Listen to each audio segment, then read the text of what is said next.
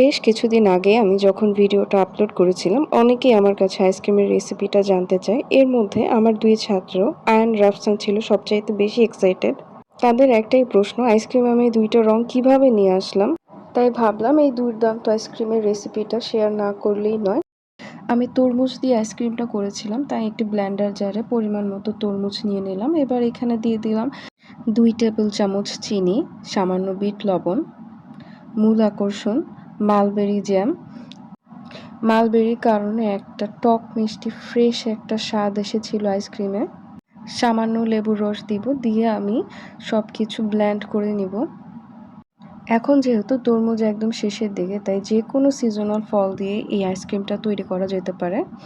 এবার আমি ডাইসের মধ্যে আইসক্রিমের মিশ্রণটা ঢেলে দিব। আমি 4টা ছাঁচে আইসক্রিমের মিশ্রণ পুরোপুরি ঢেলে দিব এবং বাকি 4টায় অর্ধেক ঢালবো।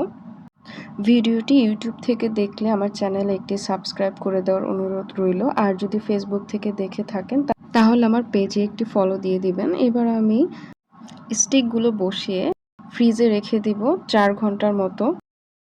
4 ঘন্টা পর আমি অর্ধেক মিশ্রণ দেওয়া ছাঁচ থেকে স্টিকগুলো সরিয়ে নিয়েছি এবং দিয়ে দিলাম মালটার রস। এখানে আমি সামান্য লবণ অ্যাড করেছি। টক মিষ্টি স্বাদের এই আইসক্রিমগুলো এতই দারুণ হয়েছিল যে আমি একাই 5 থেকে 6টা আইসক্রিম খেয়ে ফেলেছিলাম। এখন স্টিকগুলো দিয়ে আবার ফ্রিজে রেখে দিব সারা রাত সেট হওয়ার জন্য এবং পরদিন ঠান্ডা ঠান্ডা পরিবেশন করব মজাদার ওয়াটারমেলন অ্যান্ড অরেঞ্জ আইসক্রিম।